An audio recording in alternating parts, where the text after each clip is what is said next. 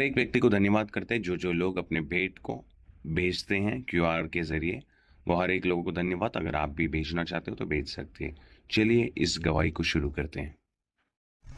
मैं शुरुआत से बिल्कुल भी मसीही नहीं हूँ।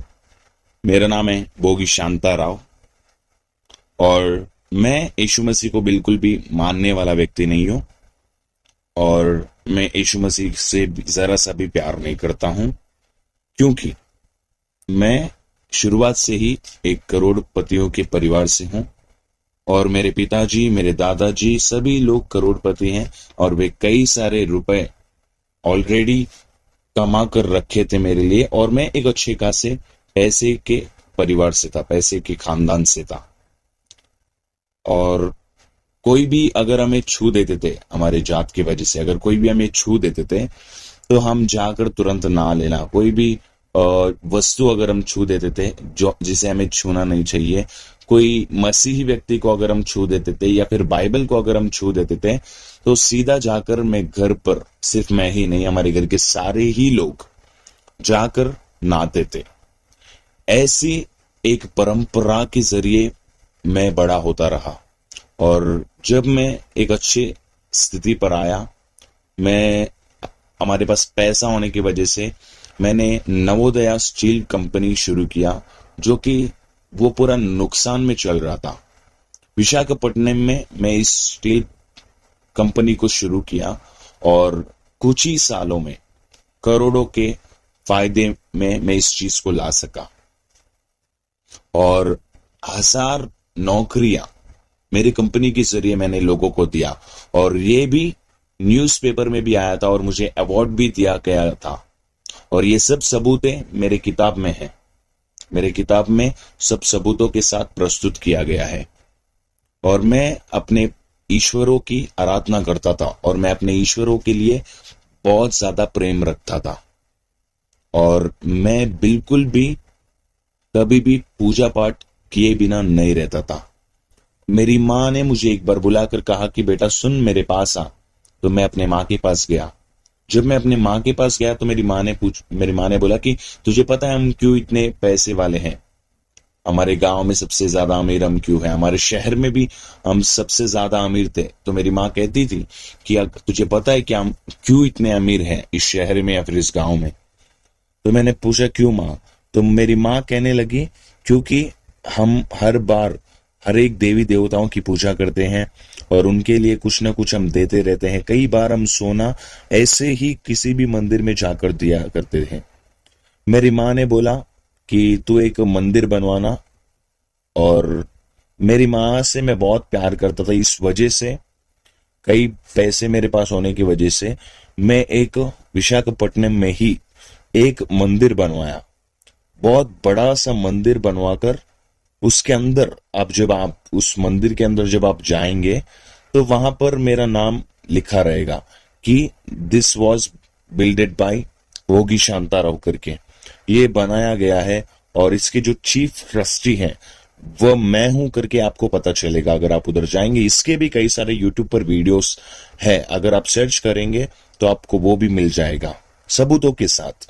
अगर और विशाखापट्टनम में रेलवे स्टेशन के बाजू में ही एक शिरडी साईं बाबा का मंदिर है, जो कि निर्माण किया गया है सिर्फ 2 लोगों ने। वो है एक एमपी जो कि एक फॉर्मर मेंबर ऑफ पार्लियामेंट है, member of parliament in the sense एक सांसद जो टी सुब्बारामी है, वो भी एक एमपी रहे हैं। तो वो व्यक्ति भी मेरे साथ थे। वह एक पहले ट्रस्टी थे जिन्होंने उसके लिए पैसे दिए थे बनवाने के लिए, और दूसरा मैंने ही उधर पैसे दिए थे। और ये 2 नाम अभी भी छपे रहेंगे। अगर ये झूठ होता तो बीजेपी और आरएसएस के लोग कब का मुझे अरेस्ट किए होते कि नहीं किए होते। सो सवाल यही यहां पर उठता है कि मैं यीशु को क्यों अपनाया, मैं मसीही व्यक्ति क्यों बना। सुनिए, मैं जब हाईवे रोड, विशाखापट्टनम के एक हाईवे रोड के पास मैंने एक बड़ी सी जगह खरीदी। वहां पर मैंने 5 माले का एक अच्छा खासा पैसा वहां पर डालकर मैं एक अच्छा खासा बहुत ही अच्छा खासा मैं बिल्डिंग बनवाया था। और इनॉग्रेशन के कुछ ही दिन पहले उसको हम इनॉग्रेट करना चाहते थे, उससे कुछ ही दिन पहले ही 27 फरवरी 2000 इस साल में, उस दिन, उस महीने में अचानक से जो 5 माले की बिल्डिंग मैंने बनाई थी, वो अचानक से सोच भी न सके पूरी तरीके से कोलैप्स हो गया, पूरी तरीके से बिल्डिंग गिर गया। जब 5 माले की बिल्डिंग जो नया नया बन रहा हो, इनॉग्रेशन के करीब हो, अगर अचानक से वो बिल्डिंग सोच न सके ऐसा अगर गिर जाए तो लोग दौड़कर आएंगे कि नहीं आएंगे। वैसे ही हजारों की भीड़, हजारों नहीं कह सकते, लाखों भीड़ कह सकता हूं, क्योंकि कई सारे टीवी चैनल्स, TV9, कई सारे जितने भी ETV न्यूज, NTV न्यूज, आई न्यूज, कई सारे न्यूज चैनल आकर वहां पर इंटरव्यू करने लगे। वहां पर लोगों से, आसपास के लोगों से इंटरव्यू करने लगी, क्या हुआ यहाँ पर, कैसे हुआ। और कई फिल्मों में इस चीज को भी प्रस्तुत किया गया था कि ऐसे एक बार बिल्डिंग गिरा था करके। तो उस जगह पर जब बिल्डिंग टूटा तो कई सारे लोग जैसे ही आए तो सब लोगों के मन में एक सवाल उठा कि ये बिल्डिंग किसका है। तो सभी लोग, सभी उंगलियां मेरे तरफ गए कि ये बिल्डिंग फलाना व्यक्ति का है, भोगी शांताराव नामक। तो जैसे ही उन लोगों को पता चला कि बिल्डिंग मेरा है तो मुझे पता चला, तो मैं वहां पर फौरन चला गया। और मैं जैसे ही वहां पर चला गया, वहां पर जाते ही मुझे पुलिस वाले नजर आए, क्योंकि बहुत सारे, सैकड़ों पुलिस वहां पर, 200-300 से ज्यादा ही पुलिस उस जगह पर आ गई थी। और उस जगह पर पुलिस वाले कह रहे थे कि 4 लोग आपकी बिल्डिंग कोलैप्स होने के समय पर उसके नीचे हैं करके हमें बताया जा रहा है करके उन्होंने मुझे जानकारी दिया। जब उन्होंने मुझे बोला तब मैं सोचा तो फिर क्या होगा। तो फिर उन्होंने बोला कि अगर चारों लोगों में से कोई भी व्यक्ति मर जाएगा तो फिर आपको जेल में से कोई भी नहीं निकाल सकता, ऐसा करके उन्होंने बोला।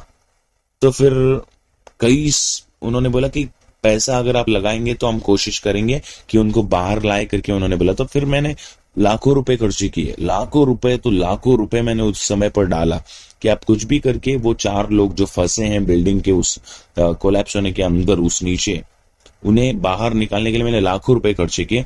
लेकिन आप मानेंगे नहीं, एक भी व्यक्ति बाहर नहीं आया। ऐसे समय पर 3 दिन हो गए, कोई भी व्यक्ति नहीं आया। अगर कोई व्यक्ति अगर रहा भी होगा तो बेचारा वो मर गया करके मैं सोच रहा था। ऐसे समय पर मैं अपने देवी देवताओं को, जिनको जितना मंदिर मैंने बनाया है, जितने भी लोगों को मूर्तियां, सोने की मूर्तियां मैं बनाया था, वो सारे लोगों से मैं कह रहा था कि तुम बात करो, तुम काम करो, अभी मेरे लिए ये चमत्कार ही करो करके मैं कह रहा था, लेकिन कोई नहीं सुना। अचानक से घर पर काम करने वाली मेरी नौकरानी, वो तुरंत भाग कर आई और मेरे बिल्डिंग जो टूट गई थी उसके सामने ही घुटना टेक कर रो रही थी, प्रार्थना कर रही थी कि प्रभु आप इस जगह पर कार्य करिए, आप इन लोगों को बाहर निकालिए करके वो प्रार्थना करने लगी। तो मुझे बहुत गुस्सा आ गया कि ये लोग फिर से, धर्म के लोग फिर से प्रार्थना करने आ गए, ये लोगों को कुछ काम नहीं होता, हर चीज में प्रार्थना प्रार्थना बोलते करके मैं बहुत ही ज्यादा मन में सोच रहा था। जैसे ही मैं सोच रहा था तो वो, मैंने उनसे बोला, मैं सीधा बोला कि ए सुन, क्या वो बात करेगा कि आप बार बार ऐसे कर रहे हो।